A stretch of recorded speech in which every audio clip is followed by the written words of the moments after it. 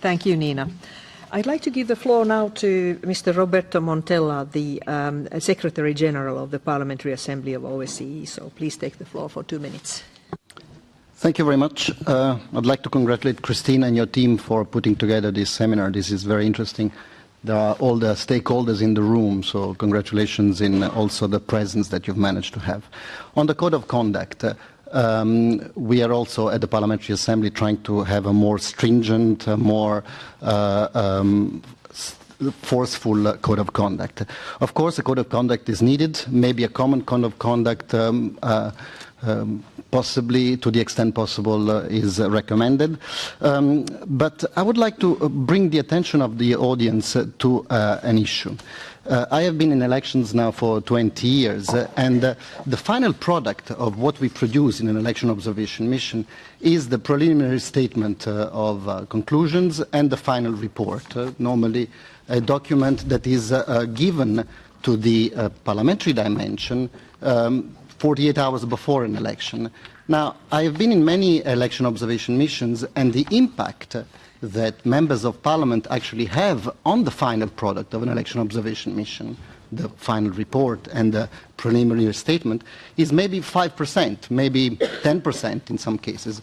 You know, you negotiate, you discuss, you have an interested discussion around the table, but the real impact on the direction of the statement is 10%.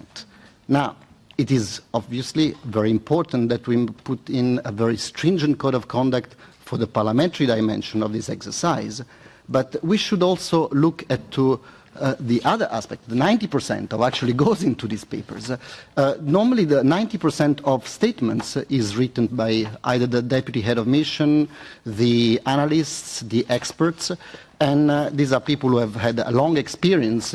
Many of them are around the table here, and we have this assumption. We want to have a stringent code of conduct for parliamentarians because we assume that they might be biased, that they might have friends, that they might be subject to some pressure from their political friends in the country where they observe. So it's absolutely necessary to make sure that there is a code of conduct that avoids that. But also the experts are human beings. I do not buy the argument that they are just totally neutral. I think that many experts, and I know some, have strong political opinions of the countries where they go.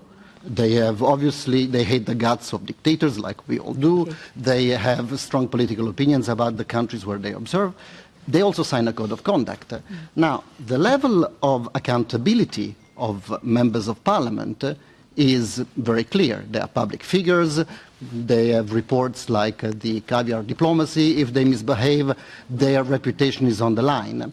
The level of accountability of those who produce the 90% of the final products is, is left to few individuals who decide to recruit the experts, the long-term observers, the deputy head of missions and heads of missions.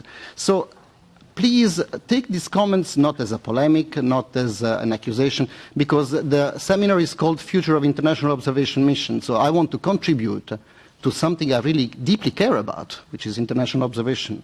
And I think the future for a successful exercise, independent, impartial, goes through also the mechanisms of recruitment of those who influence 90% of the final product.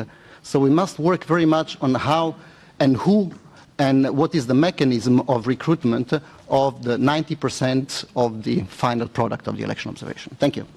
Thank you for very essential observations. And obviously the question is to those who have responsibilities on recruitment. Yeah, I'm sorry, now I really have to give the floor to Mrs. Annemie Maas, a member of the Belgian Senate.